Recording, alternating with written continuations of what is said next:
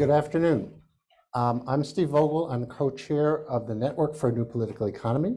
It's my pleasure to welcome all of you, both in person and online, to our first event for this year. I would also like to give special thanks to our colleagues at the Matrix, Brian Foucault, Ivaseto, Chuck, who have all helped to make this possible, and then my colleague from the network, Conrad Posch, who is going to be helping us make this all run smoothly. I'd like to mention a few upcoming events from the Matrix. For those of you waiting for new events from the network, stay tuned. Those are coming soon, but for the Matrix, next Friday, September 9th, Matrix is hosting an author meets critics book panel on the book, The Government of Emergency, Vital Systems, Expertise, and the Politics of Security by Stephen Collier and Andrew Lakoff. That panel will include Michael Watts, Catherine Carson, and Iwa Ong. On September 26th, there will be a Matrix on Point panel on humanitarian technologies. This will feature experts from around the world discussing how app-based humanitarian aid has reshaped questions of privacy and human rights. And on September 30th, another Author Meets Critics panel will examine Carolyn Chen's new book, Work, Pray, Code, When Work Becomes Religion in Silicon Valley. You can register for these and other events on the Matrix website. It is my great pleasure to introduce our two speakers for today, Brad DeLong and Robert Brenner. Brad DeLong is a professor of economics here at UC Berkeley, a research associate of the National Bureau of Economic Research, a very influential web blogger, and a fellow of the Institute for New Economic Thinking.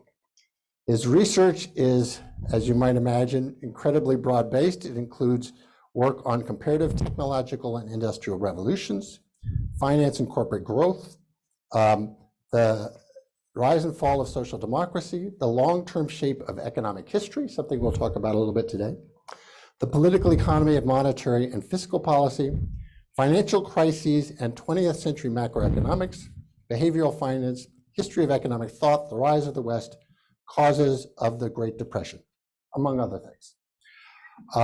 There is a very long list of publications. I will not go through that, but I'll just note one relatively recent book with Stephen Cohen, Concrete Economics, The Hamilton Approach to Economic Growth and Policy, 2016. If there's any of my students from my class in here, we're talking about Hamilton tomorrow, hint. And then, of course, he's going to be talking about the new book. I just checked Amazon. It's still pre-order, but coming within days. I think September 6th is the official launch. Slouching Toward Utopia, An Economic History of the 20th Century. Robert Brenner is director of the Center for Social Theory and Comparative History and a professor emeritus of history at UCLA. He's the editor of the journal Against the Current and a member of the editorial committee of the New Left Review. His work, again, spans many regions, many times, from early modern European history, economic, social, and religious history, agrarian history, social theory, Marxism, Tudor Stuart England. Again, an incredible list of publications. I'll just give you a few samples. He's the author of The Boom and the Bubble, the US and the World Economy, Merchants and Revolution, Commercial Change, Political Conflict, and London's Overseas Traders, 1550 to 1653, The Economics of Global Turbulence, and co-editor of Rebel Rank and File, Labor Militancy, and Revolt from Below during the long 1970s. And this may not be what he's most famous for outside in the world, but here at the network, we're particularly proud of a podcast that he did with Dylan Riley that's in 3 parts. You should definitely check that out on our website. So without any further ado, I will begin by introducing Brad DeLong. Thank you very much. I'm very happy to be here, and I'd left behind. And I'm extremely pleased we were able to lure Robert Brenner up here from Los Angeles, right? That I remember I must have been 20 when David Landis came to me and said, "You must read Brenner." And since then, I'm having a debate with him largely in my mind's eye, in mind's ear, kind of 4 hours, a year. He's amazingly happy that he's here to talk about the long-run shape of global history with me.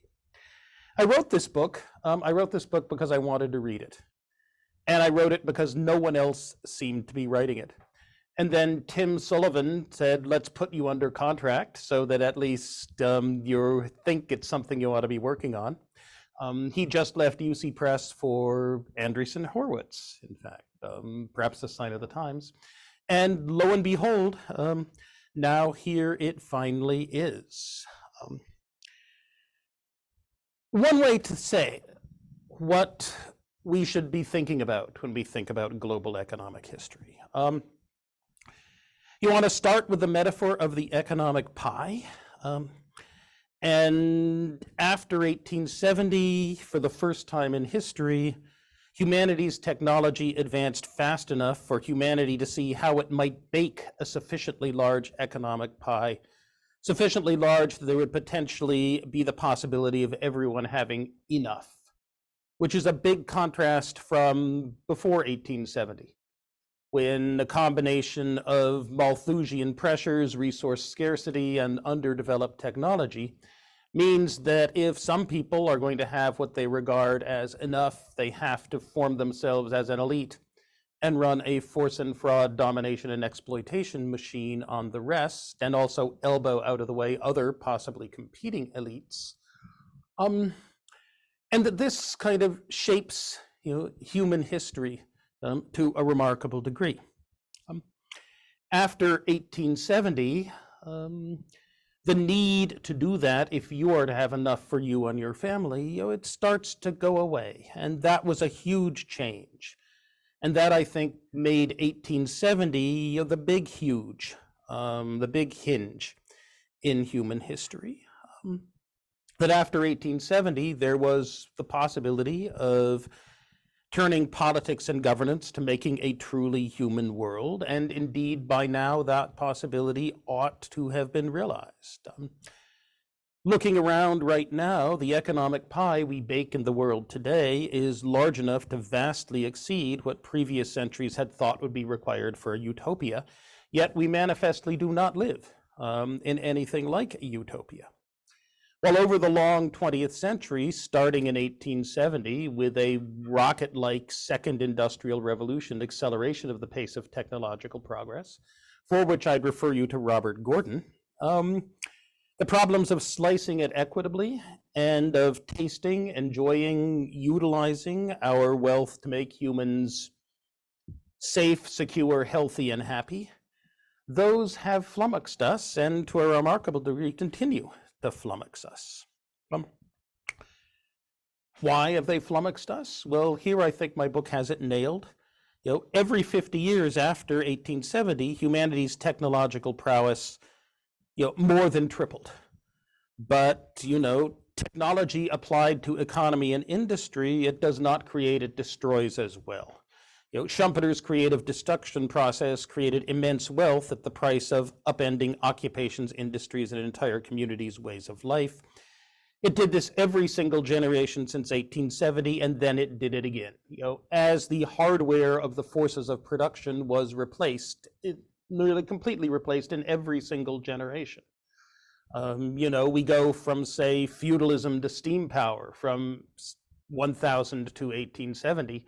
But then jumps of almost equivalent magnitude happened between steam power and second industrial revolution economy, between the second industrial revolution economy and the mass production economy, between the mass production economy and the mass consumption economy, between the mass consumption economy and the global value chain economy, and now we're headed for a more information age / biotech economy.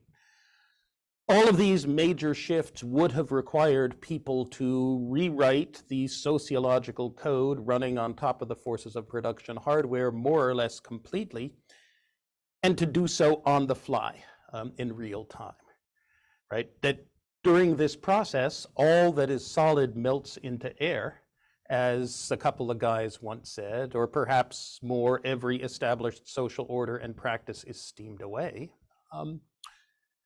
But that doesn't mean that man has to then face the reality of his own existence and manage to construct a utopian society on its basis.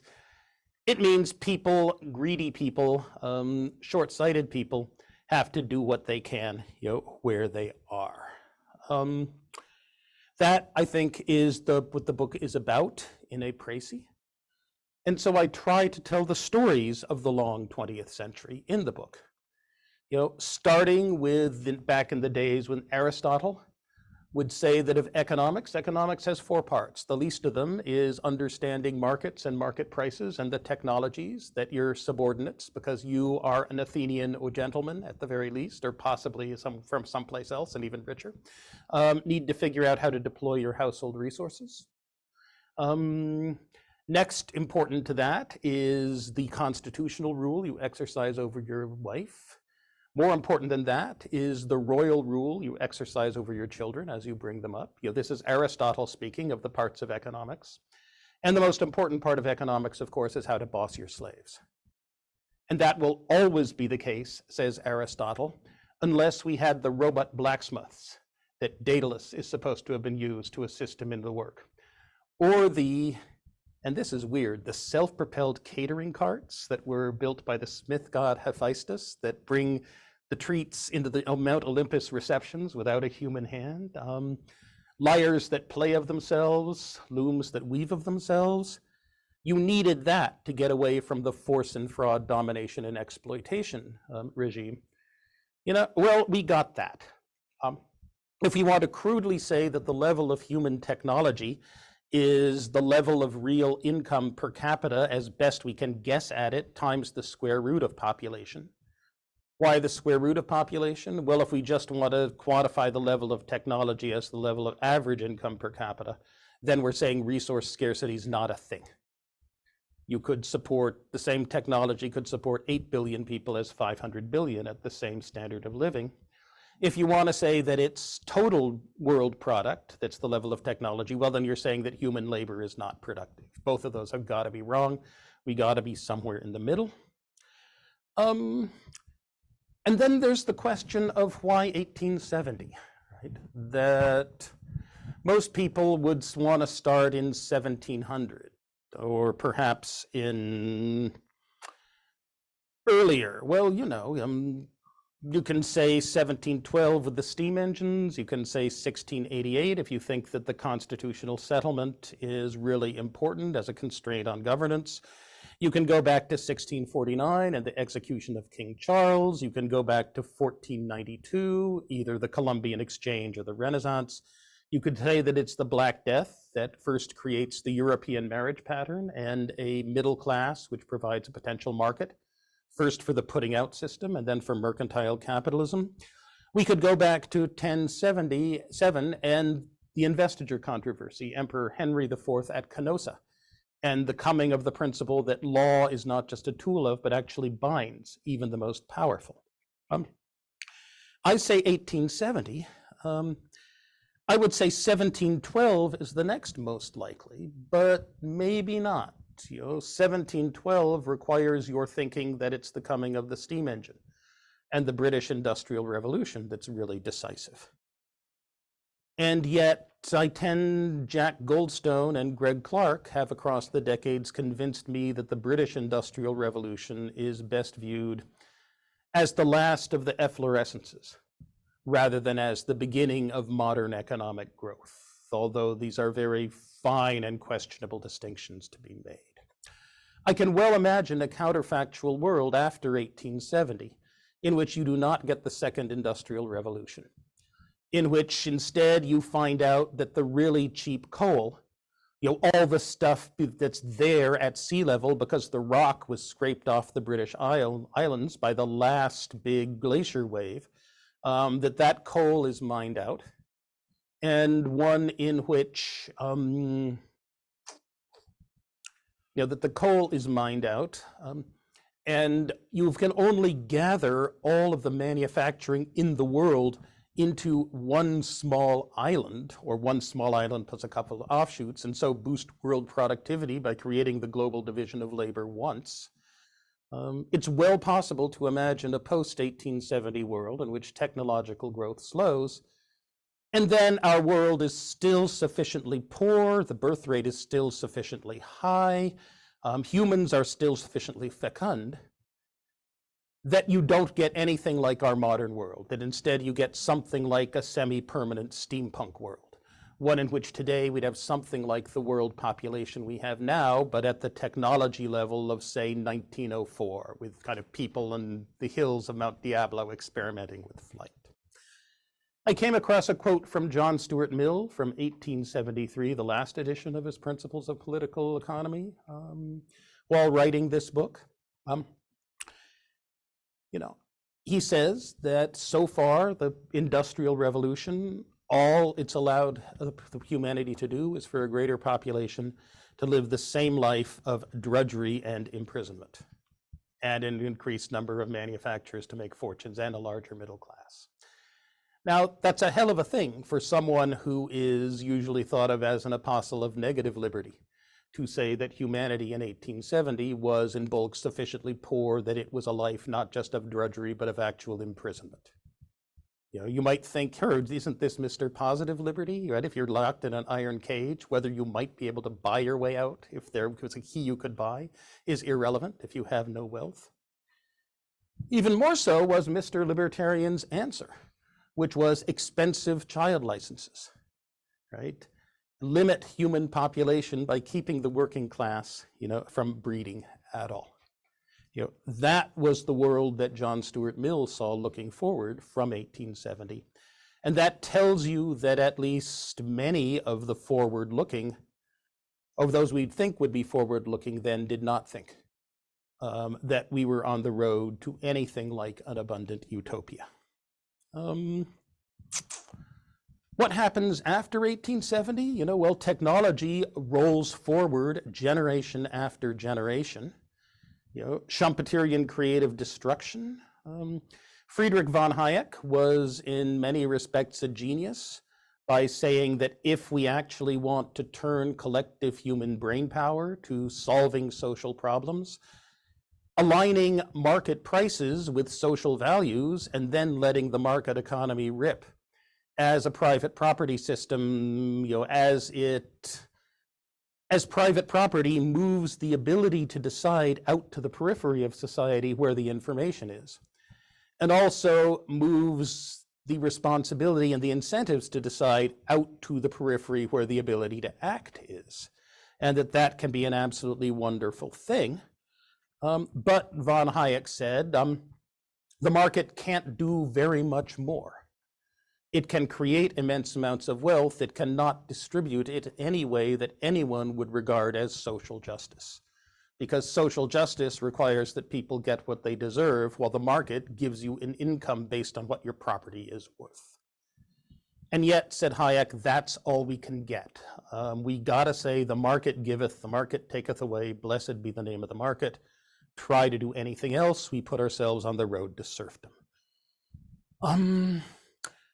And yes, he was right. We did get Schumpeterian creative destruction again and again, every single generation.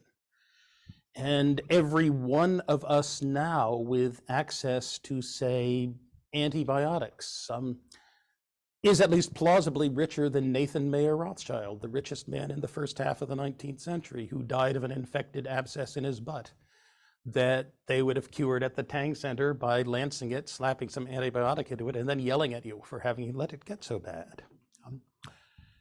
Yet all our immense technological powers, as much technological advance between 1870 and today, and so the measure I want to use as between minus 6,000 and 1870, has not given us utopia, has not taken us to the moon, has not given us all Lamborghinis. That is, letting the market economy rip has consequences, right? It has consequences that are not great, right? That Hayek Hayek said we have no alternative but to accept the market society in which the only rights that matter are property rights. And Karl Polanyi said that society simply is never going to stand for that. The stark utopia of von Hayek's Cadillac simply is not sustainable, cannot stand. People will insist the market was made for man, not man for the market. Right? The market's treating those whom society saw as equals unequally or unequals equally, of denying what people think are their rights to stability in their community, to an income corresponding to what they deserve, and that those other people there not get bigger incomes than they deserve, and to a certain stability, so that if they have a stable job, or if they lose one job, they can get another easily, and that their livelihood, their occupation, their community will not just dry up and blow away because some rootless cosmopolite 4,000 miles away decides it fails a sustainability test. John Maynard Keynes is off in the corner whimpering, saying that if only we can maintain full employment, people won't really mind the destruction part of creative destruction that much. Plus, with full employment, we'll have low interest rates, and then plutocrats will only be able to exercise their social power by spending down their capital and ceasing to be plutocrats, and so we can cobble things together well enough, provided you let my technocratic students run things. Throughout the long 20th century, right, we first had the age of 1870 to 1914, when people first began to realize that, yes, there was an economic El Dorado there. That Marx and Engels in 1848, talking about the wonders of bourgeois civilization, had, if anything, substantially understated what things slumbered in the lap of social labor. But then somehow that system grossly fails its sustainability test, and nothing else manages to come forward as an alternative set of sociological software that will actually be running code on top of the changing forces of production, until we luck out with Franklin Delano Roosevelt and with the establishment of what Gary Gersel, in a very nice book this fall, calls the rise of the New Deal order. We get our 30 glorious years, but then we have, as Gary would say, the fall of the New Deal and the rise of the neoliberal order. And now here we are at what seems to be the close of the age of a neoliberalism of many failed promises as far as producing a good society is concerned, with a great deal of fear, with a society that seems very unhappy, and with little sense of what's going to come next. Right, that neoliberalism promised many things, but in the global north, at least, it did not deliver on any of them, save for its promise to make the rich richer. Thus, we're in our current situation, in which we do indeed need to grapple with the fact that we are doing very well at solving the problem of baking a sufficiently large economic pie, but we are still doing absolutely horrible at solving what were supposed to be second-order problems of equitably distributing it, and then of properly tasting and utilizing it. And let me stop there.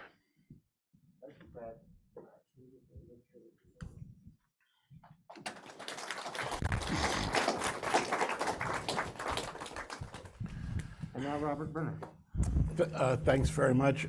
Thank you for inviting me here to Berkeley, and it's a great chance to discuss these long-standing questions with people, and particularly to get a chance to discuss with Brad. He didn't bring his book, but I did. I mean, if I had written this, I would have sure to carry it around in my back pocket. It's 605 pages in my back. A bigger back. I would have a bigger back pocket, of course. A lot of things follow. But in any case, it's a very impressive volume, and what it's about is essentially what Brad has called the long 20th century. And what that means is the period roughly from 1870, to not an uncommon point of departure for modern historians of international relations, war, and economics, and then taking the story up right to 2010. And interestingly enough, I mean, what Brad is saying, and I think there'll be a lot of discussion for more or less forever on this issue, because it's not really an issue; it's a multiplicity of related issues. But what Brad has done is give us a very powerful synthesis, and I would say, Brad is an economist, which I've always felt was both a kind of luck out and also a burden, as the job of essentially referring to effectively neoclassical economics, making neoclassical economics the framework that can allow us to understand long-run development. And I think it's probably not too much to say that Brad is uncertain. I mean, like, we're all really uncertain about when this essentially this theoretical, this conceptual machine can go into effect. And I think in a way, Brad is taking a kind of conservative position in starting in 1870. Many of us who, by virtue of nothing particular except who we studied with as undergraduates and how we got into our field, many of us who have fallen into economic history and from an earlier standpoint would be raising questions about the temporal frame for Brad to make his argument.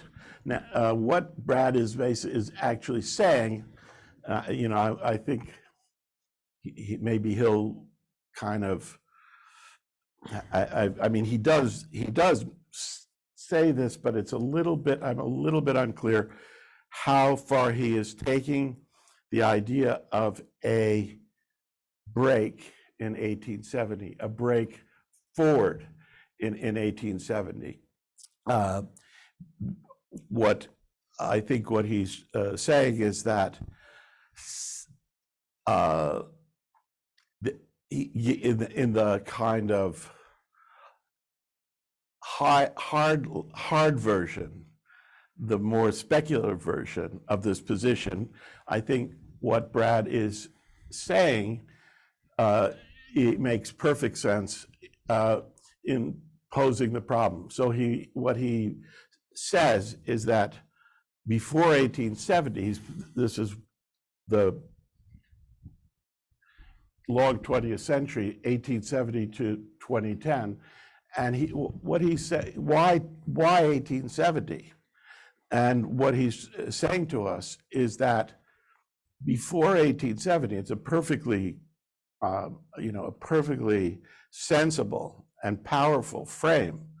Whether it is right or not, and how it's right, to me is the question. So what Brad is saying is, before 1870, again and again, technology lost the race with human fecundity and the speed with which we reproduce. So families could not be confident of a future with adequate supplies.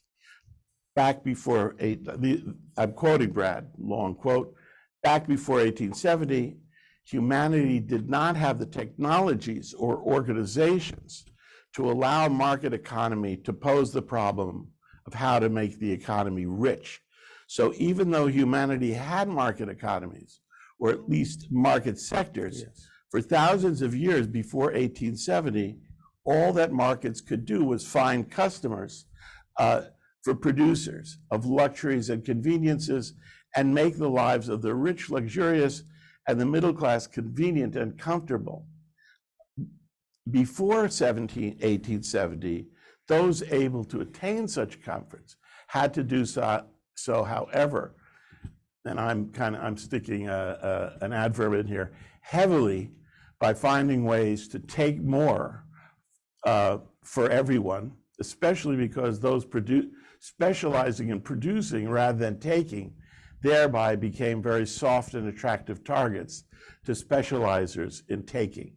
So for those of us who grew up with the debates about the early modern period, and indeed not just the early modern period, but back into the medieval period, where the central the conceptual entree to economic history was demographic change.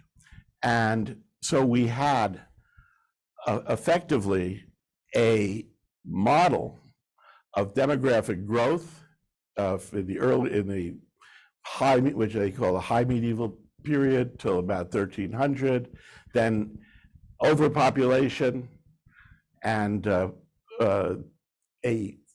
feudal crisis that is essentially a demographic crisis, not enough output to feed the population, so there's a fall off, and so that what's going on is essentially the ability to produce is coming back in line with the fecundity of the society.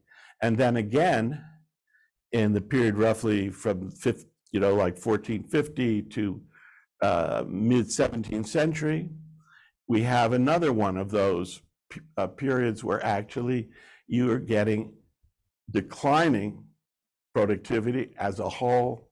Population growth is outrunning output, which is the pattern that Brad is talking about.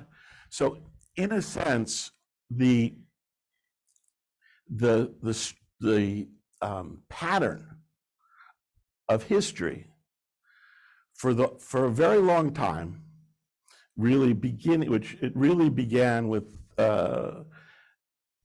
demographic historians in England, a very famous historian named Poston from Eastern Europe, in France, Louis-Lagerie, in Germany, Abel, all basically were saying the same thing, and they had a very elegant model that took them roughly from, I would say, 1000 to maybe 1750, and then not sure what to do then, because what people were comfortable with was somehow there's an industrial revolution happening after this. And I think it was never,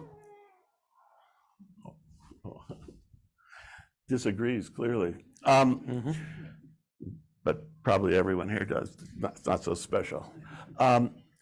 So what I'm saying is that pattern was well understood, and it's a kind of pattern that I think Brad is implicitly referring to. He's not spending a lot of time on, but he's that issue of demographically driven growth, the failure of the economy to be able to respond fast enough. And so what you have is a technology that cannot quite overcome even though there's growth, not enough. And I think there was always an issue here of linking this powerful demographic account of the medieval and early modern period with the breakthrough that people also saw looking at the other end of the Industrial Revolution. Now, it's here that I think I'd like to ask Brad a bunch of questions that are raised by what he is presenting. Now, he's completely on top of this explanatory framework. And what he's saying is that no matter whatever technology you're beginning with, if you're an economist, if you're a neoclassical economist, you have this problem, correct me if I'm wrong, of this tendency to declining returns. And declining returns, the factors, and in particular here would be land and people. And so what Brad is saying, how do you break through that? How do you break through that problem when all you have at your disposal really is what you always had? That is technology. You have a technology that can get you beyond this, or technology could conceivably get you beyond this, but your assumption about what happens with technology is exactly declining returns. So it seems as if this is that the economists, economic historians are stuck with this difficulty. Now, how does Brad deal with that? What he says is that the way the economy deals with it is to get beyond technological change as it usually happens, as a one-off. You get this innovation, and its gains and the gains from it are essentially used up. And if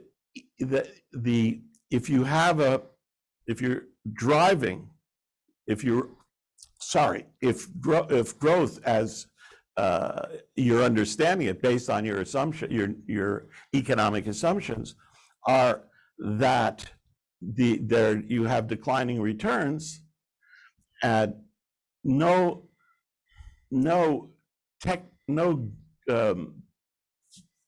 individual technological breakthroughs are going to solve your problem. I don't know if I'm making that clear. I think this is the heart of what Brad is arguing is, how do we get beyond that difficulty? Well, the way we get beyond it is with a technological change that has the capacity to recreate technological change. And he points to three key determinants of a modernity or a modern economy, so that economic development can continue to take place under these neoclassical assumptions of declining output per factor. So one is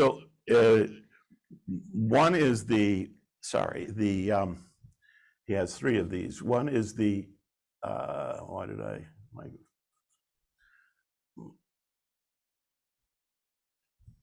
I'm sorry. Do you want her to put anything up on the No.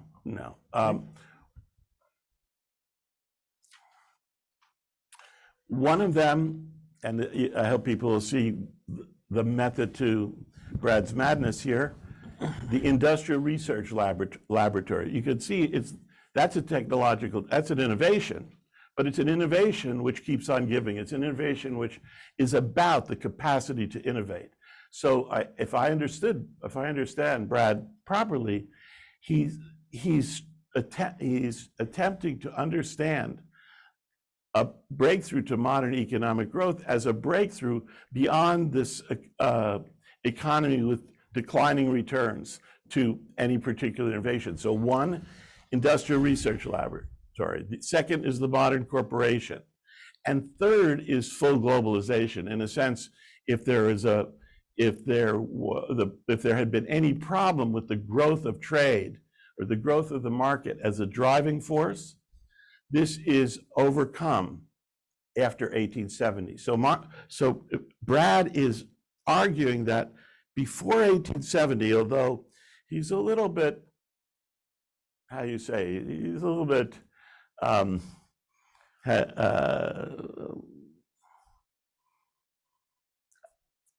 can't think of a good word to Cautious, to slippery. That is exactly the word that I had been, and of course, it's obvious that Brad has been losing sleep about finding that word, and he found it a long time ago, and it works, so that we have this technological capacity to create technological change through, one, the modern corporation, to the industrial research laboratory and full globalization. And that's what makes for the new economy that is really his in a sense, his discovery and his argument from 1870 to 2014. And so the dynamism of the economy that is becoming ever greater from the late 19th century and period around World War I to, of course, the post-war World War II period where these things really get going. This is the structure to account for modern economic growth. So it's a stark structure. I think that's not really much of a criticism, because if you're going to do this big history, if you're about understanding long-term development, that is the way you have to go. However, I think that I think for many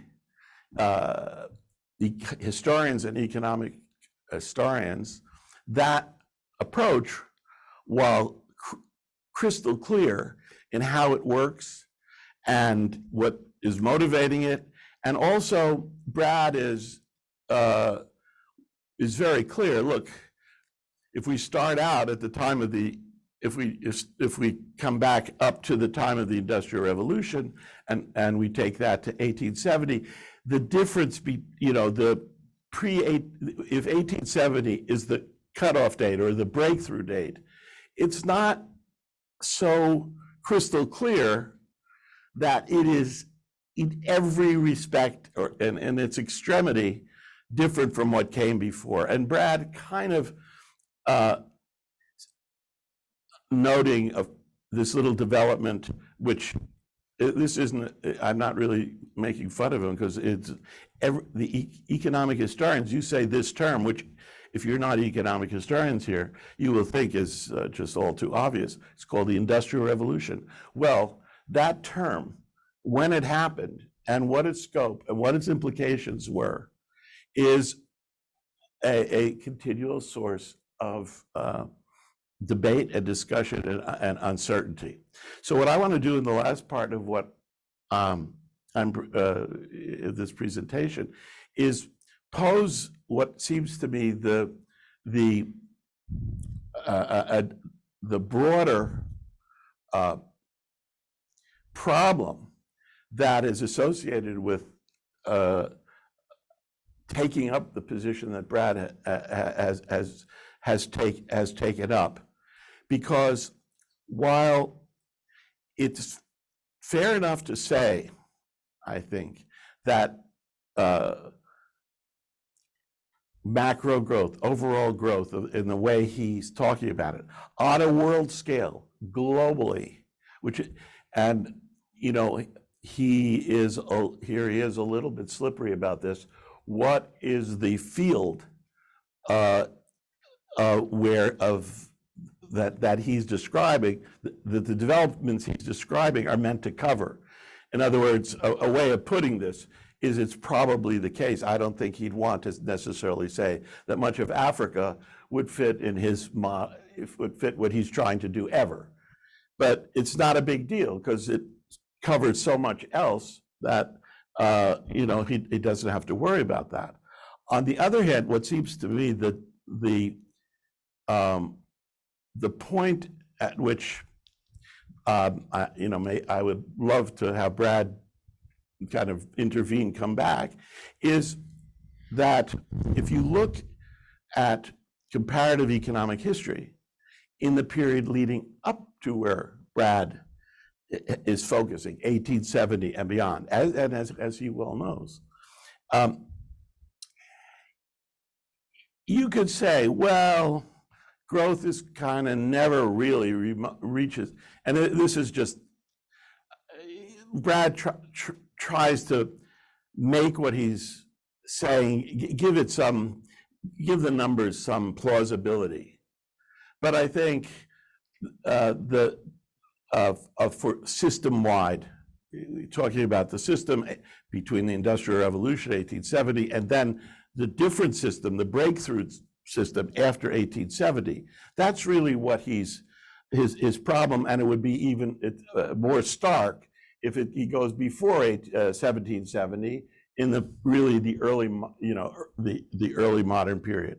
I want to say, is this making any sense to anybody? I hope its problem is simplicity and obviousness rather than what I fear it might be. So what I think what economic historians would immediately throw at Brad is that if you are looking at, I'm just going to pick two countries at random, you'll see that I just could have taken any of them, England and the Netherlands, and you start, depending on, again, there's data issues and controversy, you could start in the late medieval period, especially if you're talking about the Netherlands, and start more in the early modern period if you talk about the UK. But for both of these cases, certainly if you're starting around 1600 and onward, you do not get a result that, in my opinion, is really in accord with the structure that Brad is putting forward. That is, for that period, for those countries, what you have is, in my opinion, a breakthrough to growth that is and has rightly been, itself a huge focus of controversy. And I would say maybe Brad is pretty much a modern economic historian, doesn't bother himself with us, archaeologists. I think Brad would, accede to that point, but the question is, what do you do with it? If you're looking at the Netherlands, you're looking at England, you're looking at two economies that roughly, depending on where you start in each case, through to 1870, are very dynamic economies, very dynamic. And I think they, in my own take on things, that dynamism results from their difference rather from most of the other economies. So the handout, it's not absolutely crystal clear, but I thought it was a good thing to look at because nothing was left out. This is all these cases, the first one people see. But if you look up at the top, there, you can see a pretty, depending on starting around 1600, you have a pretty spectacular path of growth in both places. And this, however, is different from the path of growth for most of the rest of Europe.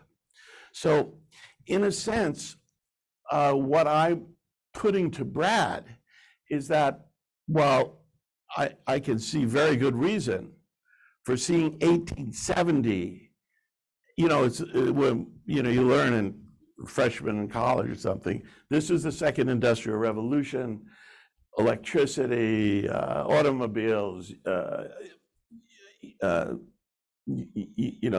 you name it. It's the extension of the industrial revolution to quote, the second industrial revolution. But over that period up to 1870, if you're looking at these two cases, you have a spectacularly different path of growth from the rest. Do people see that? It's just sort of like, see, that's my level of social science. Look at the first two, and I think, and maybe there would be quite an interesting case of whether you would actually include Belgium, but Netherlands and Great Britain. And I'm just plowing through this stuff. The issues are so big, but what you could say further about those two cases, although they're quintessentially urban, quintessentially industrial, what, in my opinion, characterizes and differentiates them from the beginning of their divergence is an agricultural, is that they have a different path in agricultural terms. And so it's here, you would say, it's you don't have to wait at all till 1870 to get self-sustaining growth. And to heavily important in understanding that is the transformations that are occurring, not surprisingly, in the countryside as these economies are just in the process of taking off, and you would, without agricultural transformation, without growth of agricultural productivity, I think the kind of process of steady growth, roughly, say in the English case from 1600 to 1870, the Dutch case maybe a little later and earlier, because it's it's not a continuous process. These are huge problems. I'm sorry to just be blabbing like this, but what I'm trying to get across is that rather than wait, as Brad's doing, to 1870, and then having your explanatory problem to be able to cover what looks like modernizing economy, roughly in say from 1700 on in these two places.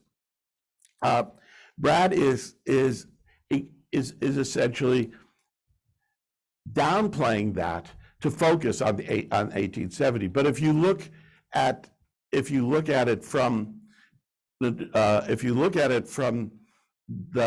question of not steady, but ongoing growth, I think the handout I gave you shows that these cases are different for a very long time, and don't really fit, it seems to me, in a picture of uniformly not quite adequate growth.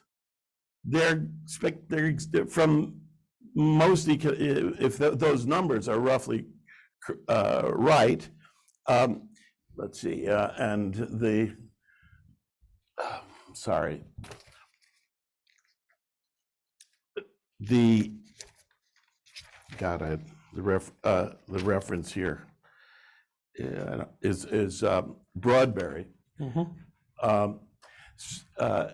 If those numbers that Broadberry is presenting are all about divergence, breakthrough, long before what Brad is talking about, and I would submit, I would like to hear how he answers. In my view, to me, this is it's very hard to ignore this long-term, very dynamic process of growth, which has, in the Dutch case and the English case, agrarian transformation, international commercial transformation, and then industrial revolution, especially in England. So the whole, where the way Brad is presenting the material, the big issue is how do you describe and account for the break that occurs roughly? I mean, break, he probably is a little uneasy about break in 1870, but I don't know. It's fair enough that it's what historians. Watershed boundary crossing. There you go. Yes. So 1870 to 2010, it's quite reasonable to say, okay, so this is a dynamic economy. I would say, I mean, I spent a lot of my hours or wasted them on saying this is these cases are, it is no accident. These cases have this divergence, and they have them not for a short time or episodic. They're capitalist. There's something capitalist about them. So this is okay, what the heck, what is capitalist? And I've gone too long. That I would just say, to confuse everything, I would say that the way I would look at this to be able to break through to solve this problem that Brad has posed. Brad says, as long as you're talking about trade, gains from trade, as big as you want, and as long as you're talking about technological change, one-offs, the best you can do is say the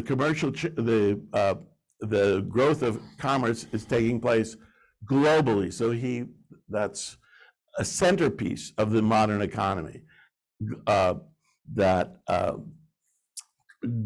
globalization, the economy going global, trade, world trade, and then the self-reproducing technological changes by being built in.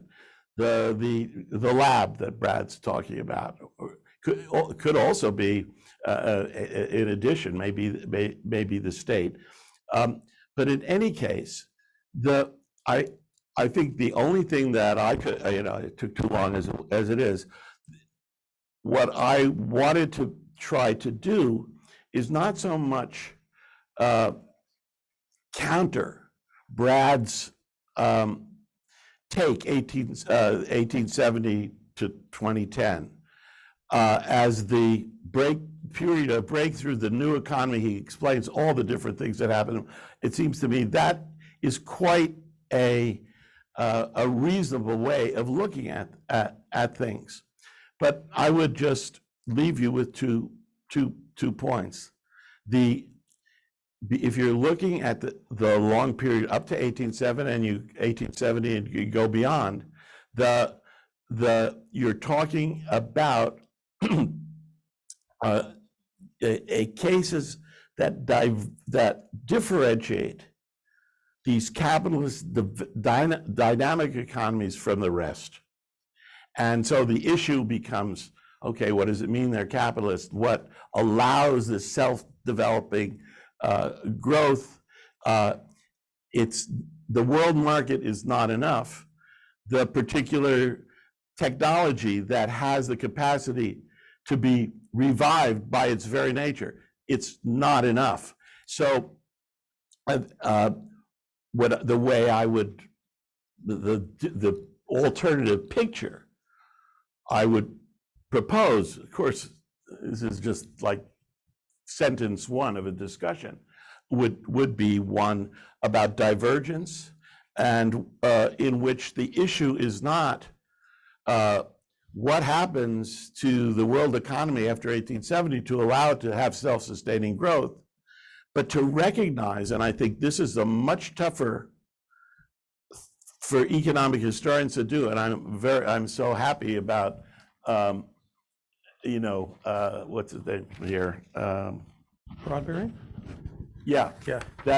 Broadberry has done me, a giant favor, because I've been trying to make this kind of argument for the longest time. And what he has done, and a whole new generation of economic historians have done, is try to give some kind of quantitative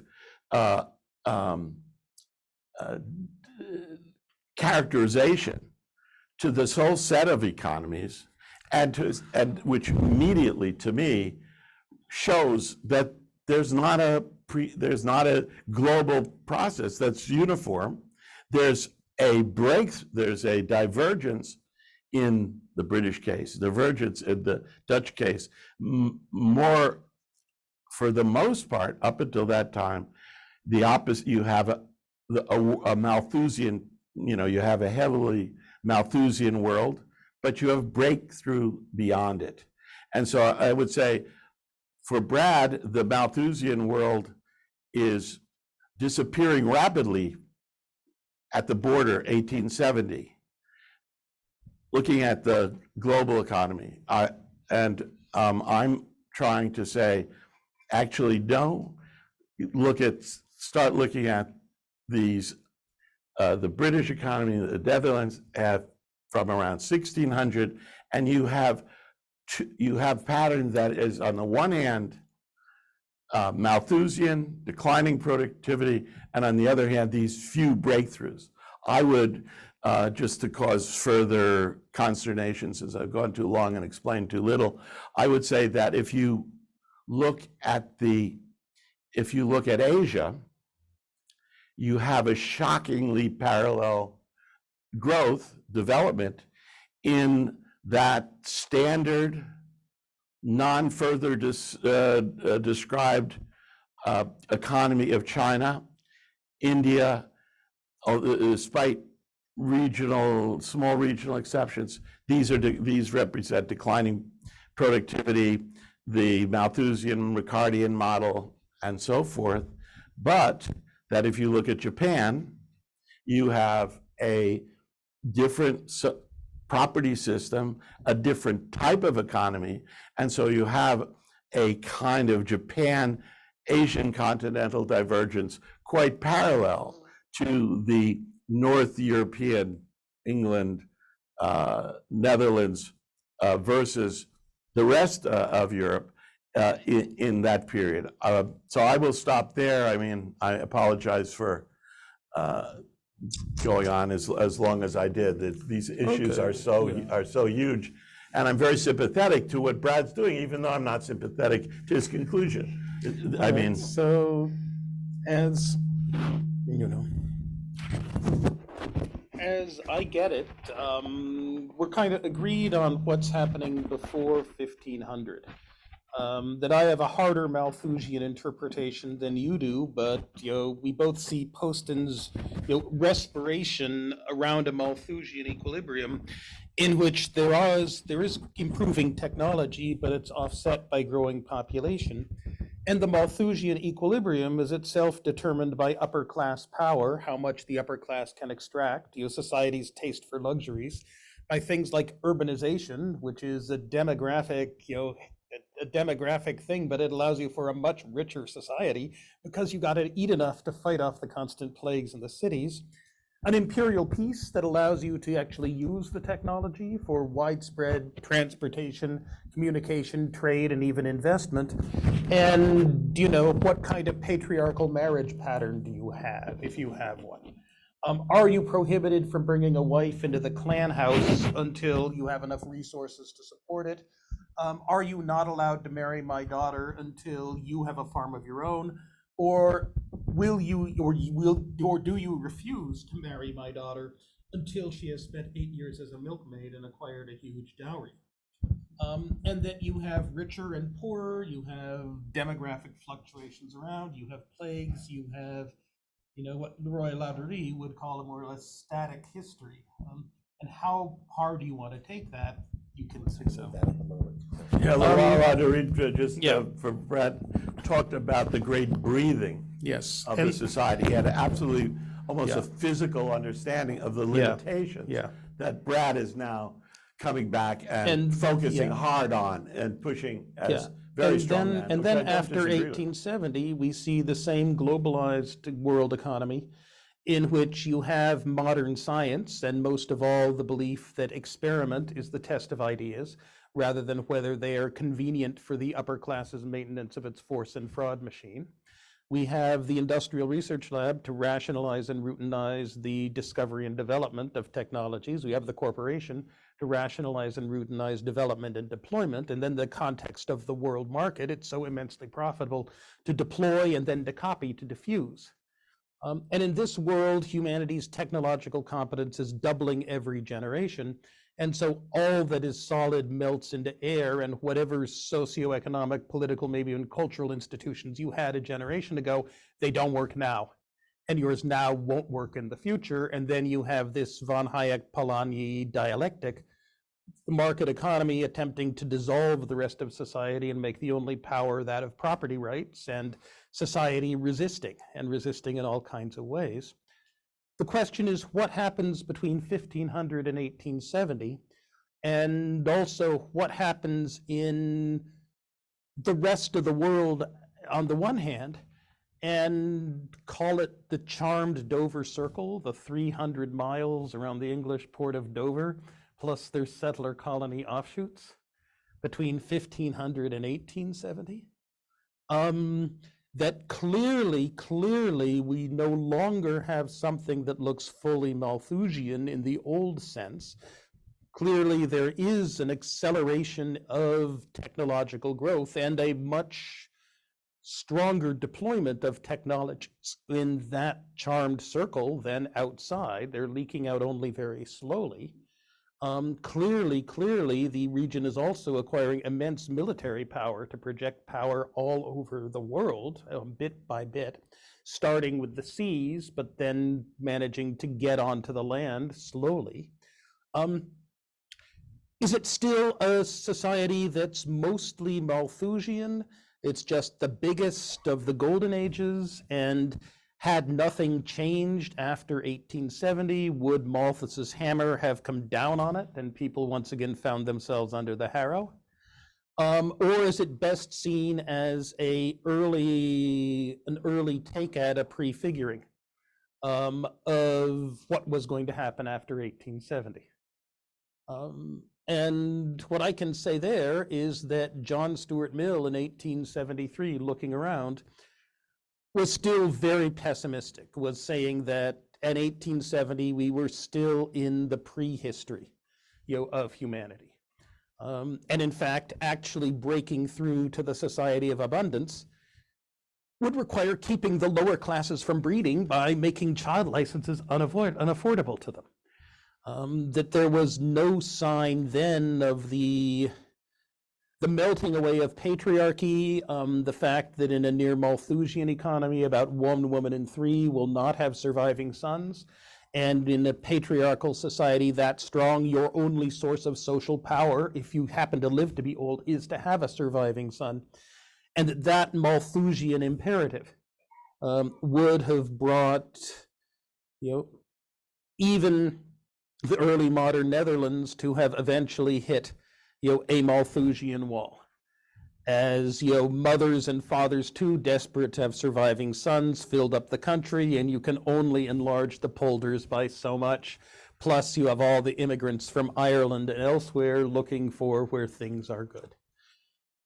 And that's a very deep and interesting question about the origins of our time, for which I can say that I have a guess and Robert has a guess. And, in all likelihood, I can't say that I think my guess is any better than his. I'll just, Brad has finished the presentation. I'll just say Yes. make one point of further clarification. If we're going to talk about what Brad, which I think put very well, because he said, hey, let's not kind of somehow overlook differences or minimize differences.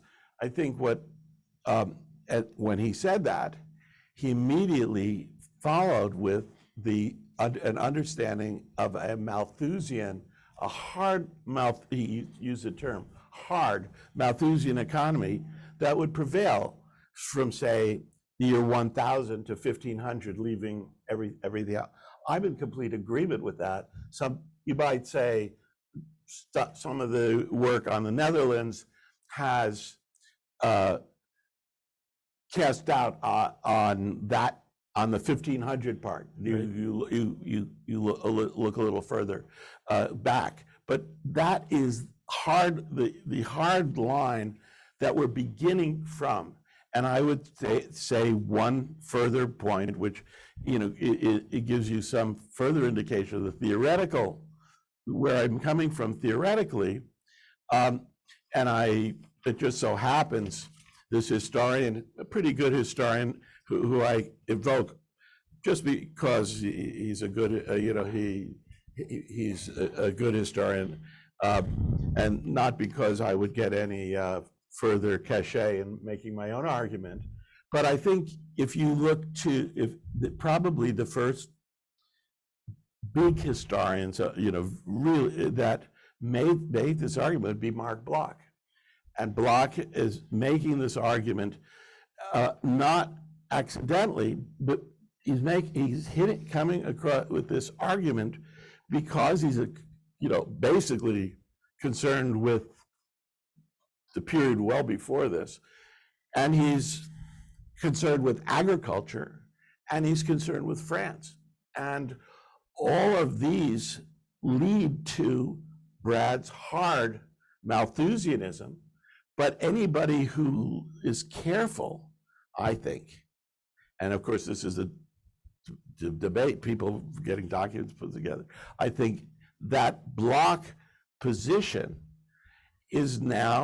has a further weight to it with the kind of new quantitative discussions, which do essentially leave France heavily in the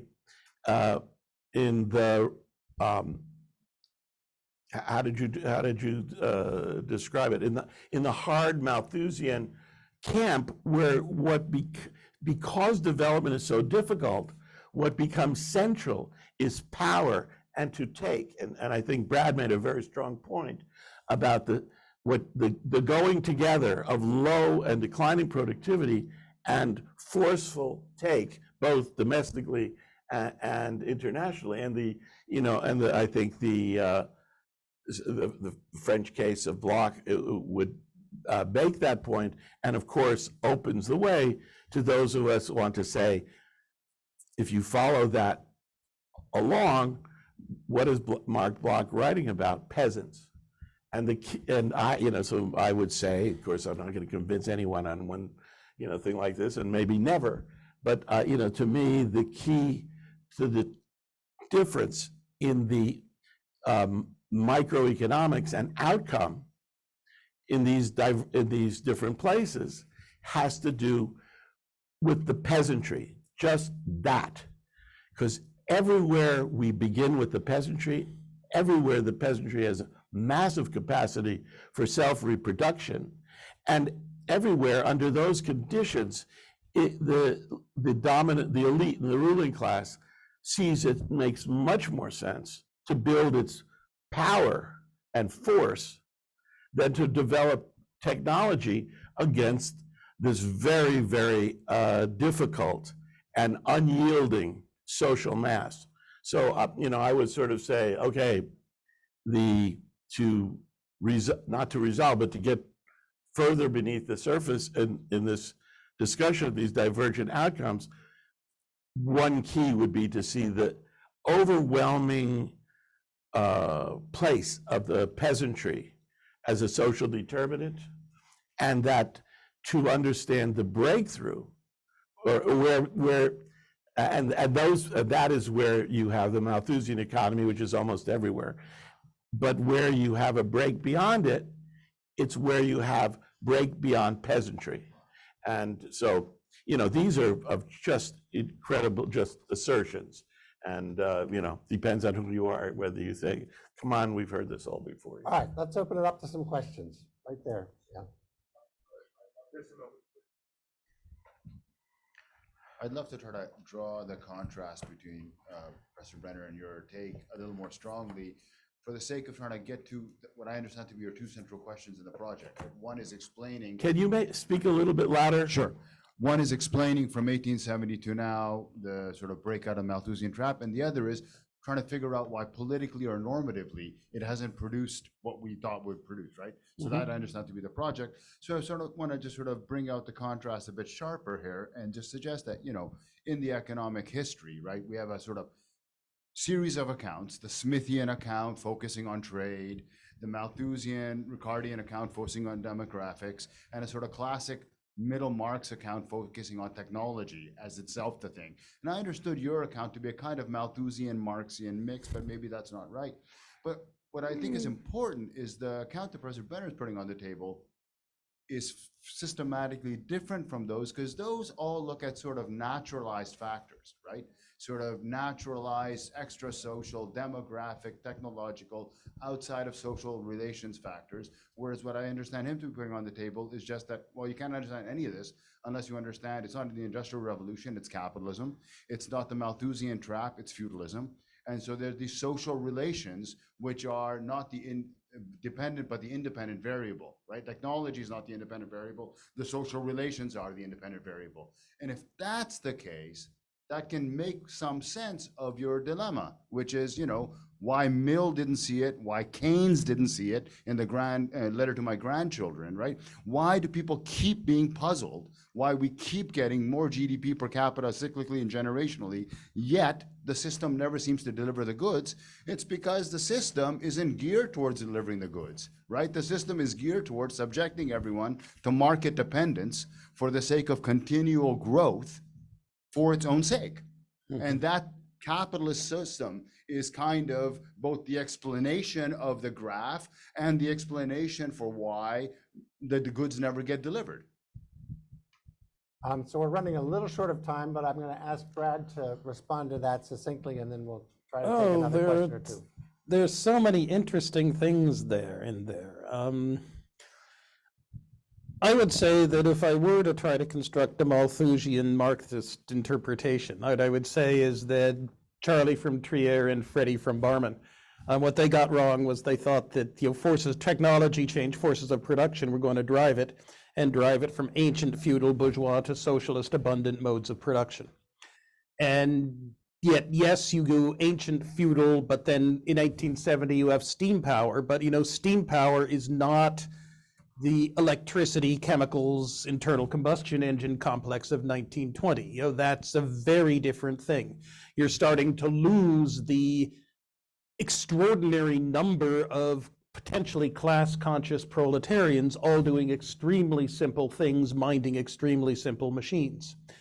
And then from 1920 to 1970, you have another huge technological leap of the same order of magnitude that gives you the, quote, Fordist flexible mass production economy. And then from 1870 to today, you have the global value chain kind of information age economy. And that all of these are transformations in the forces of production that require that the social relations of production and everything else be rejiggered on the fly massively in order to hold society together. And yet the one response that society never seems to have is a large, numerically dominant, class-conscious industrial proletariat seizing the levers of power and establishing a utopia in which the free development of each is the precondition of the free development of all. All kinds of insane and crazy and all kinds of also wonderful things happen, but not that. But let me stop there and give it to you. One more question. No? Let's go to the floor.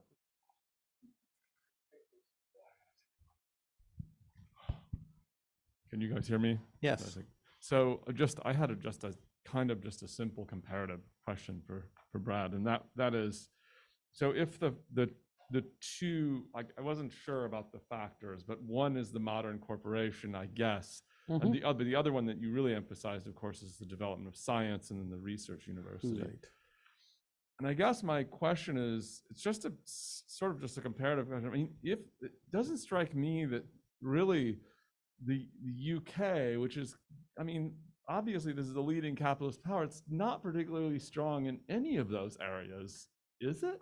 I mean, And the Galileo enormous is certainly speed, not, and the enormous speed So, I don't know. with, you know, that, so it's a diffusion argument. what is it? All right, say, suppose it's February 1917, and you're living in New York, having been forced to leave Spain because the French complained, because the Russians complained, because you were a well-known dangerous agitator and they wanted to hold the alliance together during World War I, and you're trying to figure out what the hell you can do.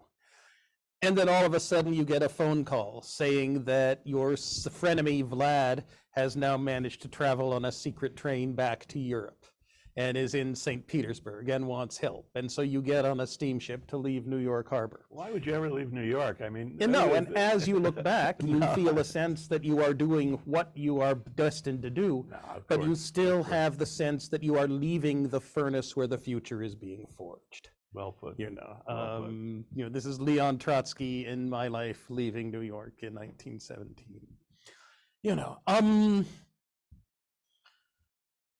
That, yes, I would say it's kind of lost my thread. What did you want me to answer again? I've lost it. I was just asking if science is so Yeah, important, yeah. why the UK? Yeah, Because yeah. they've never All right. My point was that by 1870, UK in ever, or 1870, what? I'm sorry. in 1870 it was the UK. In 1880 it was the UK. By 1917 it was not the UK.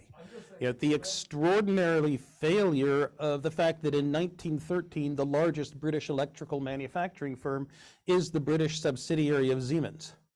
Right? That the complete failure to move beyond pure science in the Royal Society into the rationalized and routinized stuff, I think played an immense role. And, my courses I took used to have spent 2/3 on the Germany British is really your model. climacteric. Germany is the model. Germany is the model. Germany is closer to the model, that you it's Weberian. You kind of need to rationalize and routinize things because everything up to and including the market economy and steam power is not quite enough to push you to make technological progress fast enough that you become rich enough that patriarchy begins to dissolve and the demographic transition is actually a possible thing, because women and men too are no longer focused on having surviving sons in a world where children's immune systems are so compromised because of malnutrition that infant mortality approaches 50%. So Conrad has a list of questions online, but I'm going to ask him to pick just one. Can I just say one, Yeah. Brad? Okay. Gee, I think I just forgot it. Brad made the point, and this is, again, very well, like all the things he's saying, that there's a very strong basis for arguing them. It doesn't mean they're right. It doesn't mean that there's not a convincing alternative, but it makes a great deal. What Brad is saying makes a great deal of sense in its own terms. I just wanted to catch one thing that he said in passing that I hope that it's recorded forever and that he doesn't try to get out of it, that he is a Marxist Malthusian, which I think would, make a lot of people happy. Okay, Brad, you've kind of finally fessed up to what you must fess up to. Maybe not fully, but it's a good first step. But what I wanted to say is that what Brad said in passing to clarify his position there was he talked about the way in which the growth of the productive forces bring about the transformation of the social relations. So what he's talking about is a highly technologically determined Marxism. It's it's the kind of Marxism that many of us who were born in the right moment spent our whole lives trying to dissociate ourselves from, and to hand over to Brad the mantle of the most modern of Marxists. But I think that is a way of seeing what the problem that was raised, that if you're talking about demography, if you're talking about trade, above all, where the most promising would be to seem to be talking about technology. But for my money, and I think an implication of what we're saying here is none of those in themselves, in particular, the technology, even this incredibly powerful technology, can bring about what's needed for, say, modern economy, which is a transformation of the social relationships. Yes. And it's the social relationships that have to be transformed to get the modern economy, that things are in the saddle and ride mankind, but the things that are in the saddle are the social relations of capitalism, by which you keep score by your bank balance, and the rules of the game are he who dies with the most toys wins. And that as long as we have those social relations, all the technological progress in the world ain't going to help us much. All right. So I'd like to thank everyone online who did ask a question. There are far too many to get to, as Steve mentioned. The one I've selected. Email them. I will send along to the panelists. That's an excellent vision. But the one question that I think has not yet been addressed, so that's the one I'm selecting, is from M. Levin, who asks neither Brad. What does that M stand for? It's mysterious. M period. Oh, mysterious Levin. I didn't actually mean it that Monsieur? way. No, but there must be about 1,000 M. Levins who live within 10 minutes of Berkeley. And if you have all of California, there's probably 10,000 of them. All right. Unspecified Levin asks, neither DeLong nor Brenner, although Brad, you did mention the imperial piece, mention imperialism or colonialism, which contribute arguably to the growth of Britain and the Netherlands, as Robert brought up. Why? Lack of time. There are chapters about this, right? I have chapters. I